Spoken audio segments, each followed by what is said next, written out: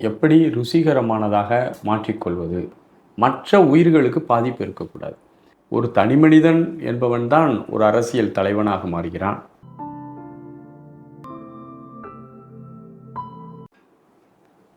அனைவருக்கும் அன்பான வணக்கங்கள். இந்த வாழ்க்கை எப்படி ருசிகரமானதாக மாற்றிக்கொள்வது? நாம் இந்த வாழ்க்கையில் நிறைய விஷயங்களை பார்க்குறோம். எல்லாத்துக்குமே நமக்கு பிடிச்சது மாதிரியே நடக்கணும்னு நினைக்கிறோம். ஒவ்வொருத்தரும் அப்படி நினைக்கிறோம். இந்த முரண்பாடுகள் நமக்கு நிறைய இருந்துக்கிட்டே இருக்குது. இந்த முரண்பாடுகளோடு தான் நம்ம எல்லாருமே வாழணும். ஒவ்வொருத்தரும் தான் நினைப்பது சரி, தான் நினைப்பது மட்டும்தான் சரி என்று மற்றவர்களிடம் அணுகுமுறையை வைக்கிறோம். இப்படி ஒவ்வொருத்தரும் வைக்கும்போது பெரிய பெரிய சிக்கல்கள், முரண்பாடுகள் உருவாக ஆரம்பிக்கிறது. இந்த சமுதாய நன்மைக்காக அல்லது நம்முடைய நன்மைக்காக அல்லது நம்முடைய மனதினுடைய தன்மைக்காக நாம் நம்முடைய வாழ்க்கையை நல்ல ஒரு தெளிவான ஒரு தன்மையில் வகுத்து கொள்ள வேண்டும். அவ்வாறு வகுத்து கொள்ளாத போது நமக்கு இந்த சமூகம் எப்போதுமே ஒரு அழுத்தத்தை தந்து கொண்டிருப்பதாக நினைக்க ஆரம்பிச்சிடும். ஒவ்வொரு தனி மனிதனும் தன்னுடைய செயல்பாடினால், எண்ணத்தால், சொல்லால் எந்த விதத்திலும் பிரத்தியாரை பாதிப்பு ஏற்படுத்தக்கூடாது, மற்றவர்களுக்கு பாதிப்பு ஏற்படுத்தக்கூடாது என்றவாறு ஒரு விழிப்பை மேற்கொள்ள வேண்டும். சுயநலம் என்ற ஒன்றை தன்னுடைய தன்மையிலிருந்து முற்றிலும் நீக்கிவிடும். ஒரு தனிமனிதன் என்பவன் தான் ஒரு அரசியல் தலைவனாக மாறுகிறான். தனிமனிதன் என்பவன் தான் ஒரு அதிகாரியாக மாறுகிறான். தனிமனிதன் என்பவன் தான் ஒரு அரசு பதவிகளில் பதவி வகிக்கிறான். ஒவ்வொரு தனிமனிதனும் தன்னுடைய அளவில் சுயநலம் இல்லாமல் தனக்கும் தன்னுடைய குடும்பத்திற்கும் தேவையான விஷயத்தை செய்து கொண்டு மற்ற உயிர்களுக்கு எந்த விதத்திலும் தீங்கு தராதவாறு தன்னுடைய வாழ்க்கையை அமைத்து கொண்டு பொது காரியங்கள் ஆற்றும்போது அப்போதுதான் பொது காரியங்கள் அனைத்தும் முழுமை பெறும். அல்லது சுயநல தன்மையின இருந்து கொண்டு தான் தனது என்ற அதிகாரத்தை பெற்றுக்கொண்டு ஆசபாசங்களோடு ஒரு வகையான நெகட்டிவான ஒரு விஷயங்களுக்குள்ளே போயிடும். ஆகவே நம்முடைய வாழ்க்கை முறையை நாம் எவ்வாறு வகுத்து கொள்வது என்பதில் இளைஞர்கள் முதல் சிறியவர்கள் முதல் பெரியவர்கள் வரை யாவரும் இது குறித்த ஒரு தெளிவான பார்வையை பெற்றாக வேண்டும். முதலில் தன்னை பேணுதல் என்ற ஒன்று. நம்மை கவனிக்க வேண்டும்.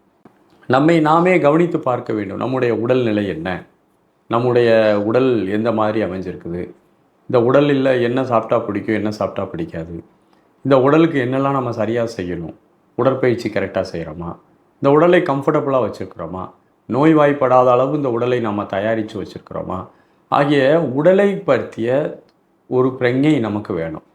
இந்த உடல் குறித்த ஒரு தெளிவான ஒரு தன்மை வேணும். இந்த உடலை வைத்துக்கொண்டு என்னால் இவ்வளவு நேரம் உழைக்க முடியும், இந்த உடலை கொண்டு என்னால் இவ்வளவு ஹார்ட் ஒர்க் பண்ண முடியும், இந்த உடலுக்கு எனக்கு எப்போ ஓய்வு கொடுக்கணும், எப்போ ஓய்வு கொடுக்க வேண்டாம் என்ற உடல் கூறுகள் பற்றிய. ஏன்னா ஒவ்வொருத்தருடைய உடலும் ஒரு மிகப்பெரிய பல்கலைக்கழகம். ஒருவருடைய உடலை இன்னொருவருடைய உடலோடு ஒப்பிட்டு முடியாது. அவரவருடைய மனத்தன்மை, அவங்களுடைய கர்ம வினைகள், அவருடைய மரபு போன்ற பல காரணங்கள் ஒவ்வொருத்தருடைய உடல் வடிவத்தையும் தோற்றத்தை வேறுபடுத்ததாக காமிக்கிறது. ஆகவே இந்த உடல் குறித்த ஒரு விழிப்பை ஒவ்வொரு மானுடனும் பெற வேண்டும். பல அனுபவங்களின் காரணமாக இந்த உடல் எப்படி இருக்குது அப்படிங்கிற உங்களுக்கு ஒரு தன்மை இருக்கும். இதை சாப்பிட்டா பிடிக்கும், இதை பிடிக்காது, இந்த உடலுக்கு உடற்பயிற்சி கொடுக்கணும், இப்போ ஓய்வு கொடுக்கணும், என் உடலில் இவ்வளோ ஹார்ட் ஒர்க் பண்ணாலும் எனக்கு பிரச்சனை இல்லை. அப்போ அதற்கு ஏற்றாப்புல உங்களுடைய உடலியலில் நீங்கள் ஒரு பிரஞை கொள்ள வேண்டும். இரண்டாவது, மனதின் பகுதிக்கு நீங்கள் வர வேண்டும். மனம் எப்படி இருக்கிறது, மனதினுடைய தன்மை என்ன, அதில் என்கிட்ட என்ன ஸ்கில் இருக்குது, இந்த மனமும் எனக்கு எப்படிலாம் உதவி செய்ய போகுது, என் மனம் குழப்பமாக இருக்கா, தெளிவாக இருக்குதா, அல்லது நான் தைரியமாக இருக்கணுமா, அதில் கிளாரிட்டி இருக்கா, அந்த மைண்டை நான் எப்படி பயன்படுத்துறது, என்கிட்ட என்ன திறமை இருக்குது, அந்த திறமையை நான் எப்படி யூஸ் பண்ணுறது, அதுக்கான வாய்ப்புகள் என்ன என்ற மனதின் பகுதியை குறித்தும் நீங்கள் பிரங்கையோடு இருக்கணும். எப்படி உடல் ஒரு பிரங்கையோடு இருக்கிறீங்களோ மனம் ஒரு பிரங்கையோடு இருக்கணும். மைண்ட் செட் ரொம்ப முக்கியம். ஏன்னா உங்களுடைய மனம்தான் உங்களுடைய முழு வாழ்க்கையுமே தீர்மானிக்கிறது. உங்களுக்கு வரக்கூடிய எண்ணங்கள், நீங்கள் உருவாக்கக்கூடிய எண்ணங்கள், நீங்கள் உங்களை எப்படி நினைக்கிறீர்களோ அதற்கு ஏற்றாற் போல தான் உங்களுடைய முழு வாழ்க்கையும் அமைகிறது. உங்களுடைய எண்ணங்களை தொடர்ந்து தான் உங்களுடைய முழு வாழ்க்கையும் பின் செல்கிறது. ஆகவே நீங்கள் மனதை குறித்து கவனிக்காமல் மனதை அதனுடைய இஷ்டத்துக்கு நம்ம ஓட விட்டு பழகணும்னு வச்சுக்கோங்களேன், அது நம்மளை இழுத்து கொண்டு போய் எங்கேயாவது விட்டுரும். ஆகவே மனம் போன போக்கெல்லாம் போக வேண்டாம். மனதை பொறுமையாக உட்கார்ந்து அதனுடைய இயல்பையும் அதனுடைய எல்லா விஷயங்களையும் நீங்கள் உற்று நோக்கி கவனித்து பார்க்க வேண்டும்.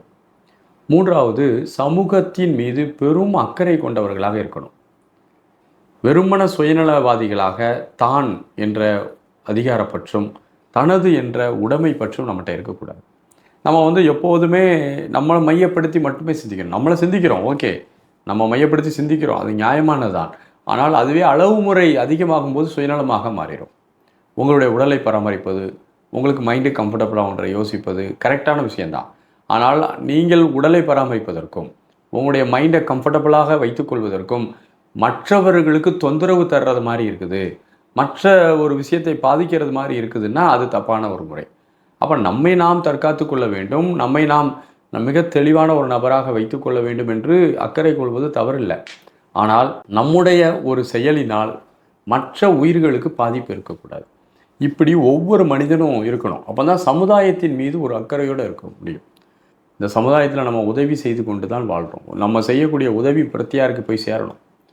இல்லாதவர்களை நம்ம கையை பிடிச்சி மேலே தூக்கிட்டு வரணும். அவர்களுக்கு பொருளால் உதவி செய்யலாம், ஆலோசனைகளால் உதவி செய்யலாம், அறிவு வழங்குதல் மூலமாக உதவி செய்யலாம். அவர்கள் துன்பத்திலிருந்து வெளியே வருவதற்கு நம்மால் முடிந்த அளவு உதவி செய்ய வேண்டும்.